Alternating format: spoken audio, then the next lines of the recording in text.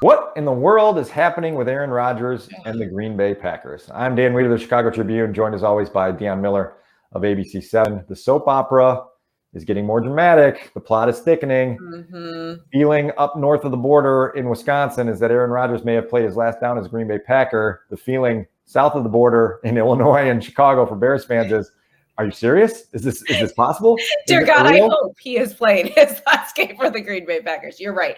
It has been a fascinating drama, has it not? I go back to even just announcing his engagement to Shailene Woodley out of absolutely nowhere. That's like my first, okay, what's happening here? And now he's in Hawaii enjoying his time during voluntary OTAs. I will point out that they are voluntary. He's not missing anything that he's required to be at by contract law. So we will allow it. I've always felt they're a bit overrated, and that it was more to like kind of show face. But however, especially for a veteran like that, I mean, I don't know that he necessarily needs it.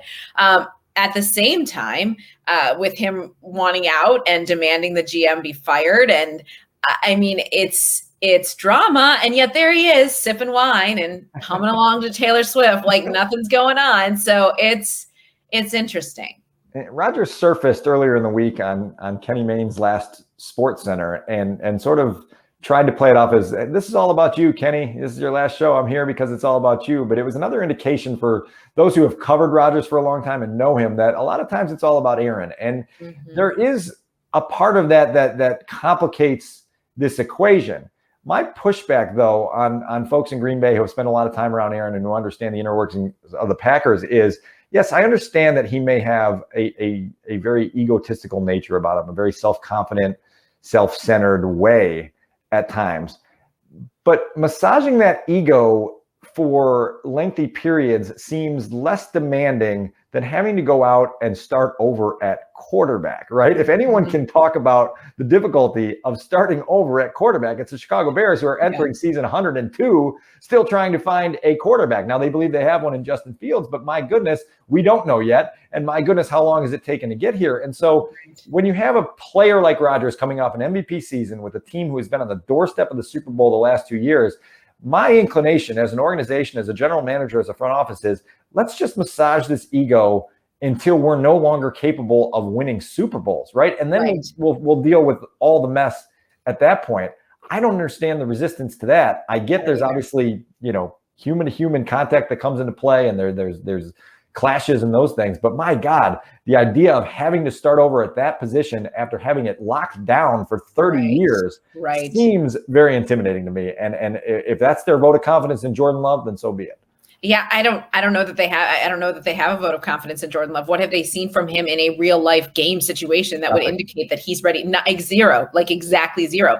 So Blake Bortles, it's like they bought again a box of generic Band-Aids. I mean, they're not really they're not moving forward from, you can't move forward from Aaron Rodgers. Like you just simply can't. And to have it be so up in the air, I get it. It's late May, it's Memorial Day. We still haven't required anybody to go anywhere. We're still 6, 7, 8, probably 12 weeks, not even 12. So I'm bad at math. We're far from training camp. Okay. We're far from that moment when we start actually preparing for a real season. Yeah. So a lot can change. A lot has changed since he said his piece and at the end of the season, and he's put this ultimatum out there on draft day. Like a lot has already kind of developed. And so there's a lot that can change. However, they are not prepared for this. They were not prepared for this. And from what all indications that I get on the outside is that this is not a surprise. Aaron's not been happy for a while. So should they be caught like this? I don't know. Should he be as apathetic as he appears? I don't know. I mean, he does. He seems very apathetic and very kind of like, I'm doing my own thing, moving on. And I mean, hosting Jeopardy, while he did a swell job, came out of nowhere, right? Like that was so bizarre. And yet I feel like he's just kind of moving on in his own mind and way. Well, and that's weird. Tyler Dunne, who covered the Packers for a long time, has written a lot of good stuff on this topic over the last couple of months. And one of the things that a teammate of Rodgers told him is those that compare this to a pot of boiling water don't realize that the pot of boiling water has already started to spill out all over the stove. Yeah. You ever tried to put spilled hot water back into a pot? It doesn't happen, right? And so that's how folks in Green Bay are looking at this, that this is over, that there's a less than 5% chance that Aaron Rodgers plays for the Packers again. And then they have to answer the questions on how did it get here? Was it because the quarterback tried to take too much control of the organization and they didn't want to set a precedent that would be dangerous up the road? Is it because the front office did not take Aaron Rodgers' feelings into account with moves they've made over the last few years? Listen, I get it. Like, you don't want to have players feeling like they can, get to the controls and do everything that they want. At the same time, I think there's a difference between allowing a player of Rodgers' caliber control versus allowing him valued input, right? And exactly. and feeling like he feels appreciated and that his vision for helping you win what everybody wants to win is that Lombardi trophy should be respected and appreciated. It's a mess. And I think we've talked about this before. It's a mess that somehow leaves the Chicago Bears with possibly the most enviable quarterback situation in the NFC North right now, right? Would you rather have the drama in Green Bay? Would you rather have Kirk Cousins up in Minnesota? Would you rather be starting over with Jared Goff in Detroit? Would you rather go to the field with Justin Fields at some point in 2021 and say, hey, let's try to own this division the way the Packers have, right? Yeah, I mean, it is a wild turn of events, right? I mean, if that becomes truly reality, that changes everything about how they head into this season, even how the GM and head coach and Hallis Hall are feeling. I mean, it has to change absolutely everything because they know that to the McCaskies, those two games mean so much when you're playing Green Bay and doing that. And I think you're right about Aaron. I don't know that he needed to be in there making decisions with right alongside everybody on draft day, but at the same time, I feel like just common courtesy, dude. Like, we're gonna draft a quarterback, and we just want you to know that. Right.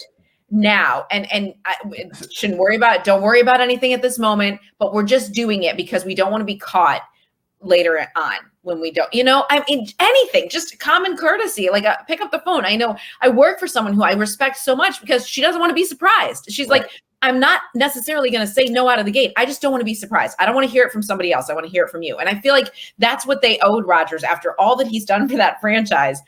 That's all that they owed him. And I think he had a right to be frustrated with that. It's one thing to blindside a Mike Glennon who had been in your organization for like less than 2 months when he was sent to that draft night party in 2017. It's another thing when you've got a guy who's been there for 16 years and has won 3 MVPs and taken you to the playoffs however many times and won 11 playoff games. Let me give you that stat, Dionne. I know you like my little notebook of numbers. I love it. Go. 11 playoff wins that Aaron Rodgers has had since becoming the full-time starter in 2008.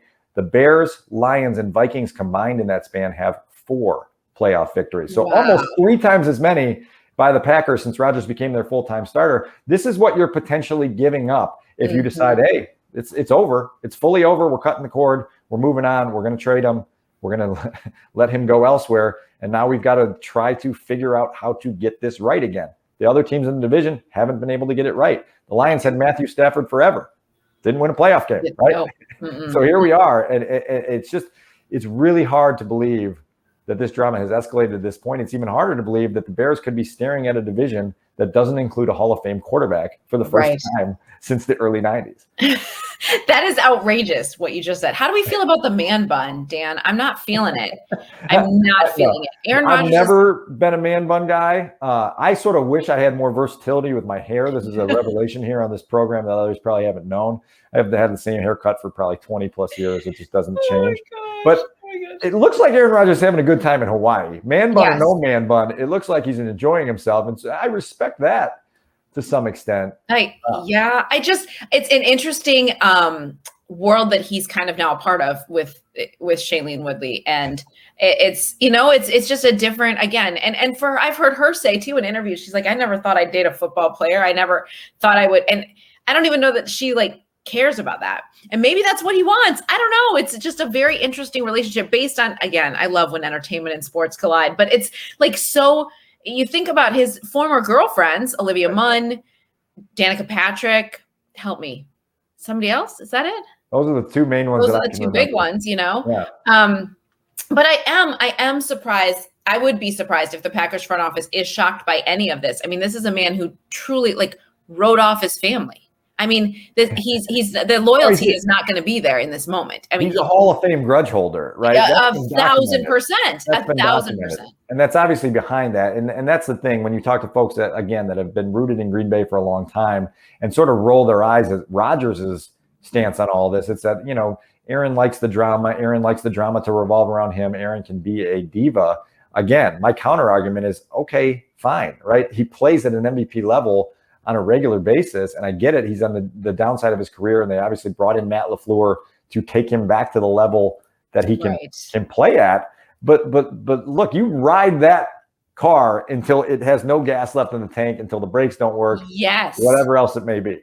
Yeah, until it literally drive it into the trade-in lot and it won't start again. Like that's what you do. And they know that. They know that. So it's going to be interesting to see what happens as things become more required of him as we get closer to camp. And I mean, June, that's what happens, right? That's when it required, what's it? Mandatory. Jeez. Yeah. Mandatory veteran minicamp. I believe he has a $500,000 workout bonus in his contract. So he's forfeiting that by not showing up to OTAs. I know you and I probably wouldn't forfeit that if it was not even a little bit. But it's a little drop in the bucket for Aaron Rodgers, who's making $23 million this year. It's interesting. I'm looking at my calendar right now. We're about 2 months out from the start of NFL training camps at the end of July. We're expecting full training camps. We're expecting full stadiums when preseason games start. We just don't know where to expect Aaron Rodgers when all that starts. You're exactly right. Wow. So out of a pandemic, we may never cover Aaron Rodgers and the Packers again. That is crazy. Something to think about, though. Something to think about. Denver, Raiders, Vegas. Where do you want to see him land? Raiders. Yeah. I think Raiders. I would love to see him go there. AFC all the way. See ya. I think it's okay to say that. Well, I think the Packers would probably prioritize that as well, right? No doubt about it. Well, it's fun. I love off-season drama. I mean, I am so here for it. This is like a soap opera. It's even better. And throwing the Jeopardy thing is what makes me so intrigued, right? Like it's just so. It's so interesting. He's just an interesting person and a really good quarterback. If he was quirky enough to just go host Jeopardy and say, "Screw it, I'm done with football. I'm going to go host Jeopardy." It would be one of the weirdest turns when you can pass on a $500,000 workout bonus. You pretty much can choose whatever you want to do in your life. I would not be doing that. I will work out every day for $5 bonuses. If 2021 in the NFL has taught us anything, is that the quarterback drama never ends in any city, anywhere in the league. This has been a wild offseason with quarterback development. There's going to be a lot more of them. That's going to give us a lot more to talk about. You're always great talking about it. I always enjoy having you. Thanks for chatting this morning. Same. Buckle up. It's only going to get more fun from here.